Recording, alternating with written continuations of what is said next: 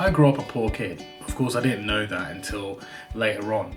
But when I found out that I was like worse off or poorer or whatever, and I didn't have as many things, I was like, okay, well, this kind of sucks, but I guess I'll get by. And not long after that, I got taught that actually there are even more poorer kids than me in different countries and different places.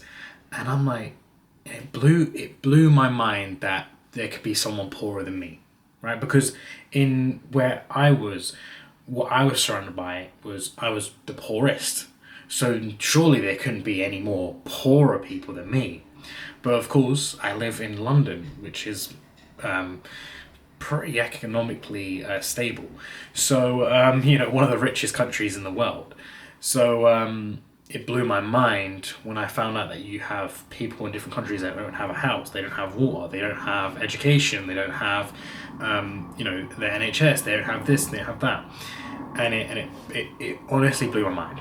So at a very young age, I would start to ask, well, why can't everyone be rich, right? And I got taught that, well, not everyone can be rich, because if everyone's rich, then everyone just has the same amount of money, right?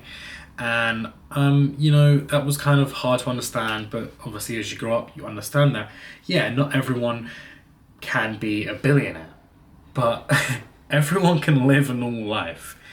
Obviously, easier said than done, but we can all have a roof over our head and some food, right? That, like, some basic stuff.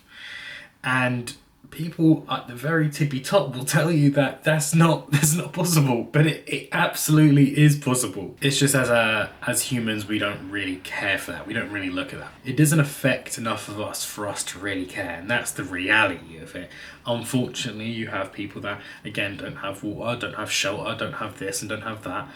And because it doesn't really affect a lot of us, especially in places where, it's quite a wealthy country, we don't really even see it that often, so it doesn't really affect us.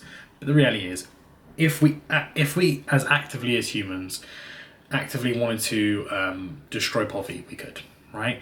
Obviously, you'd still have poorer people that couldn't have loads or everything. Yeah, of course, but we can all have some shelter and some food. Yeah, very basic necessities. We can definitely be able to give that to everyone in the world. The reason I bring this up is because I was scrolling through YouTube, and I came across a clip of Mr. Beast, and he's basically pressuring people to donate to the charity. I'm pretty sure it was for water, and I found it quite funny.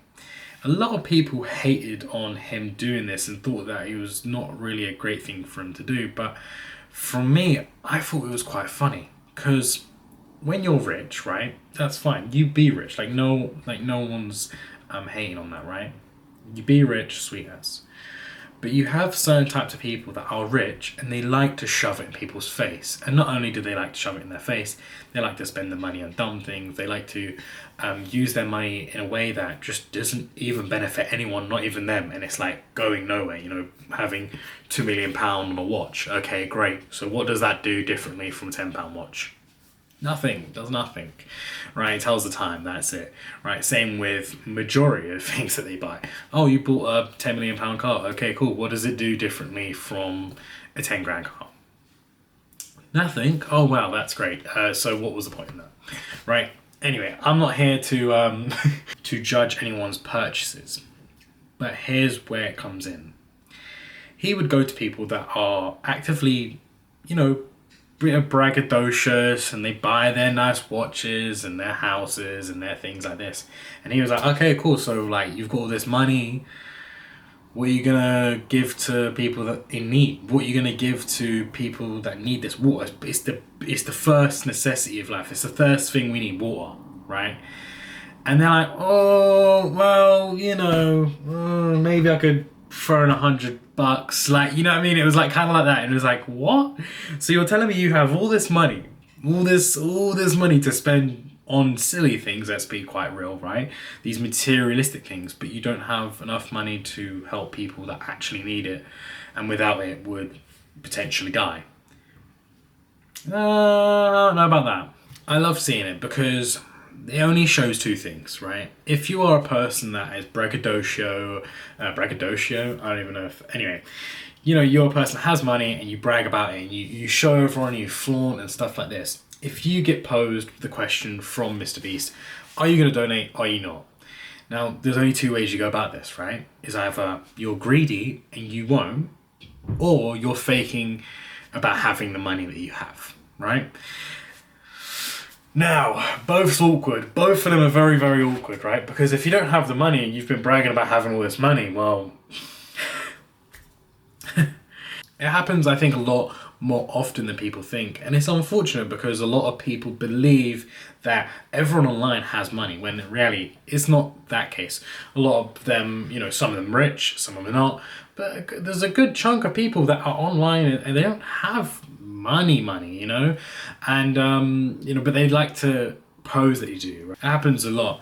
I remember growing up watching YouTube, and you had people that acted like they didn't have money, and actually they were making so much money, or people that acted like they had all this money and they really didn't.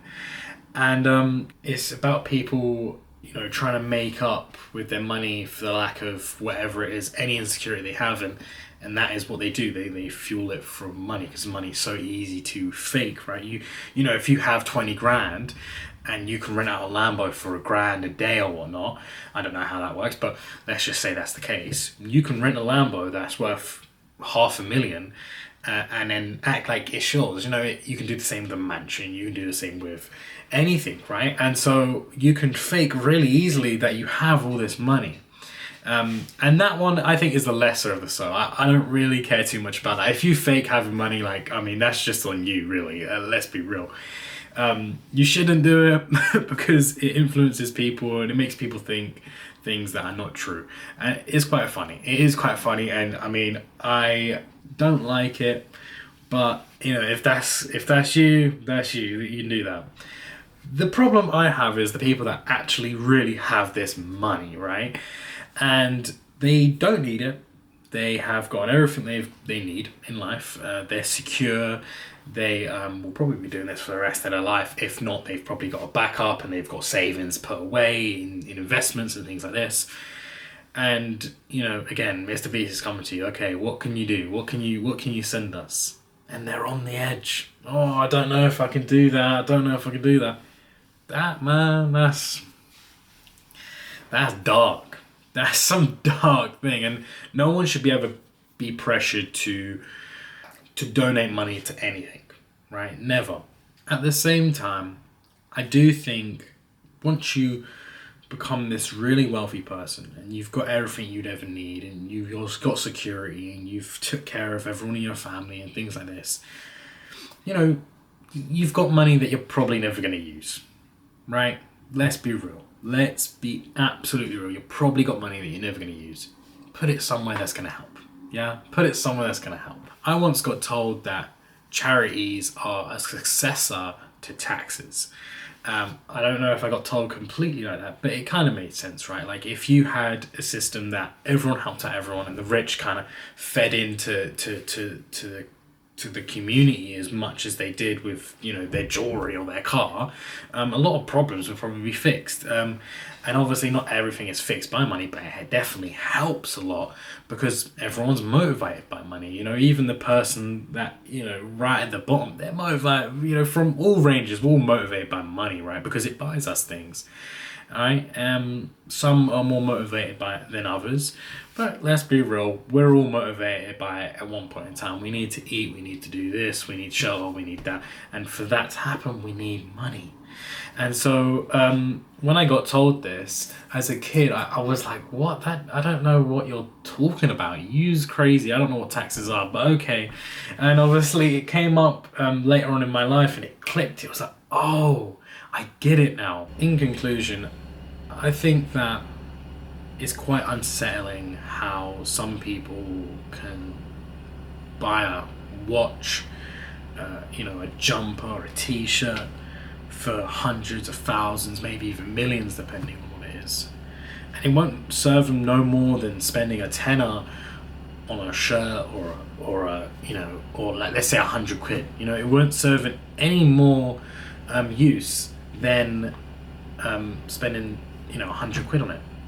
Yet there are some people out there that can't eat, drink, shelter, no security, no nothing. And that just really never sits well with me. Again, you make your wealth.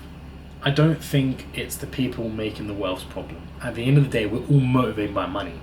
And so a lot of people will always jump into the wagon of trying to make as much money as possible. And it makes sense because money buys you so much. I think it's within the system, right? I honestly do think that there should be either some sort of limit or, some sort of barrier where it's like, okay, all right, we're, that's enough. That's all you're ever going to need.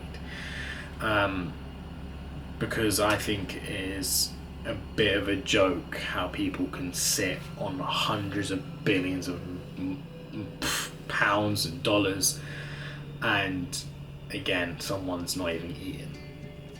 It just blows my mind. Anyway, I'll talk to you guys tomorrow.